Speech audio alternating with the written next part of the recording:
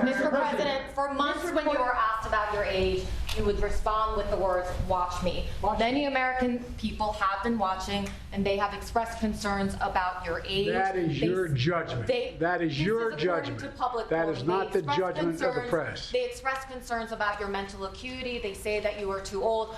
Mr. President, in December, you told me that you believe there are many other Democrats who could defeat Donald Trump. So why does it have to be you now? What is your answer Because to I'm that the most question? qualified person in this country to be president of the United States and finish the job I started. Do you believe that, guys? Mr. President, why are you confusing the names of world leaders? Thank you, everyone. Thank you very much. I did not share classified information. I did not share it. With your ghostwriter. With my ghostwriter, I did not. Guarantee you did not. But the special counsel said in the Well, no, report he that he did not say that. Okay. He did not say that. But Mr. President, one other... Let me answer your question.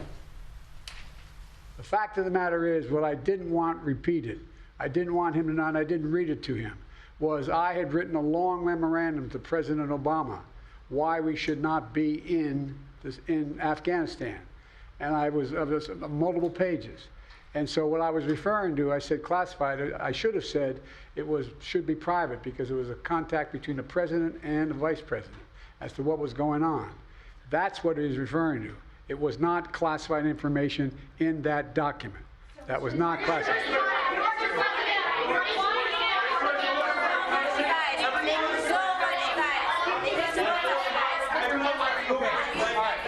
He called on me. When you look back at this incident, is there anything you would do differently now? And do you think that a special prosecutor should have been appointed in the first place in both of these cases? First of all, what I would have done is oversee the transfer of the material that was in my office, in my offices. I should have done that. If I go back, I didn't have the responsibility to that. That was my staff was supposed to do that, and they referenced that in the report. And my staff did not do it in the way that, for example, I didn't know how half the boxes got in my garage until I found out staff gathered them up, put them together, and took them to the garage in my home. And all the stuff that was in my home was in filing cabinets that were either locked or able to be locked. It was in my house. It wasn't out in, like in Mar-a-Lago, in a public place where, and none of it was high classified. Didn't have any of that red stuff on it. You know what I mean, around the corners? None of that. And so I wish I had paid more attention to how the documents were being moved and where. I thought they were being moved to the archives.